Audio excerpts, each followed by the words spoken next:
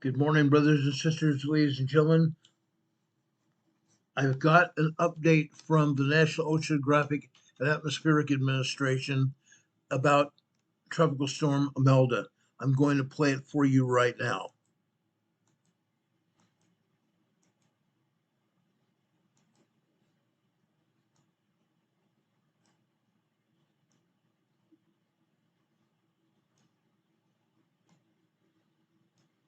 Hi, we're coming to you late this Saturday afternoon with an update on what's going on across the southwestern Atlantic. Very busy here today. We have Tropical Depression 9 located to the south of the central Bahamas, and powerful now Category 5 Hurricane Umberto well off to its east. We're going to focus here on the impacts that are expected here from Tropical Depression 9, which is currently centered a little over 100 miles to the south-southwest of the central Bahamas.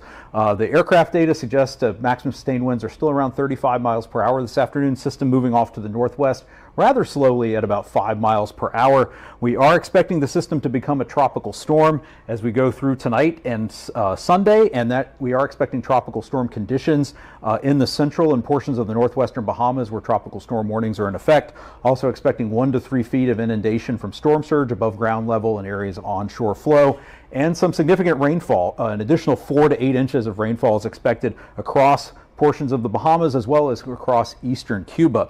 Now, as we move on downstream, we also have a tropical storm watch in effect for portions of the Florida East Coast from the Palm Beach Martin County line northward through Cape Canaveral up to the Volusia Flagler County line. That means tropical storm conditions are possible within that watch area on Monday, and that's because we expect, while the center of the storm, what's expected to be a tropical storm by that time, passing off the Florida East Coast as we go from Monday into Tuesday, the western side of that circulation could bring tropical storm conditions, especially right along the immediate coastline, the beaches and barrier islands of the east central Florida coast. The most likely time of arrival of those tropical storm force winds would be on Monday.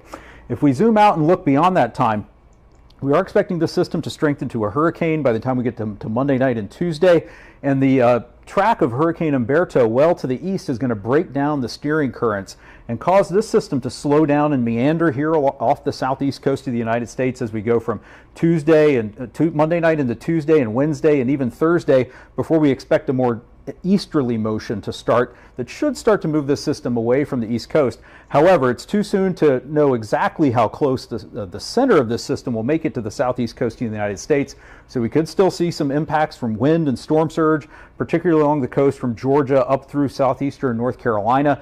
We're most confident that there's going to be at least some rainfall impacts, especially across portions of coastal South Carolina and North Carolina, where we're expecting 3 to 6 inches of rain over a widespread area, with isolated maximum totals as much as 10 inches. Now, the location and magnitude of that rainfall could shift as the forecast track of this system evolves over the next few days.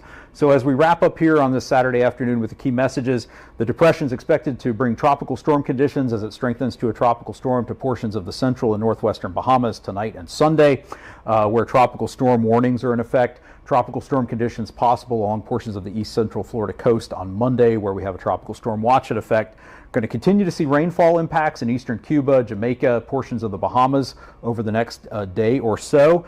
And there's a significant threat of heavy rainfall across portions of the east coast from Florida northward into the Carolinas, especially coastal South Carolina and North Carolina, which could cause some flash urban and river flooding concerns.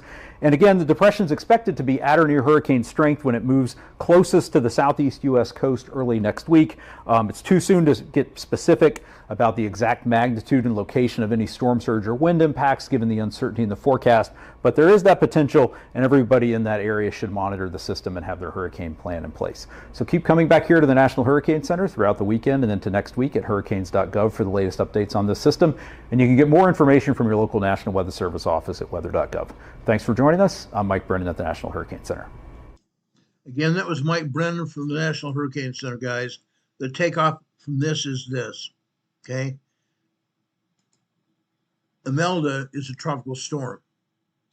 Right now, it's still very far south around the Bahamas and that area. Okay, now takeoff from this. This storm is still pushing up northward. Okay, it's going to push northward up, including off the coast of Florida. I'm saying off the coast. There is no direct impact with Hurricane Imelda or Tropical Storm Imelda. There's no direct impact on the Florida coast, except for, again, as I have explained, the tropical storm and the hurricane are evolving in a counterclockwise direction.